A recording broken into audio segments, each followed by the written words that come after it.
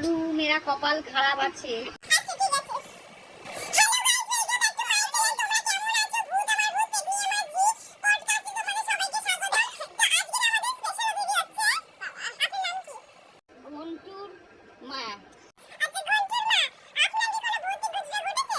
আমার সাথে একটা ভৌতিক ঘটনা ঘটেছে।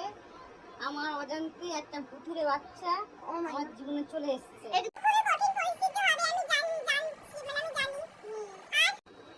আর কি আর সেই ভুতুরে বাচ্চারা রোজ এখন একটু অত্যাচার করে, বায়না করে, চিৎকার চেঁচামেচি করে, আমার কথা শুনে না, দাঁত মাজে না, চান করে না, তারপরে হচ্ছে কি করে না, খায় না।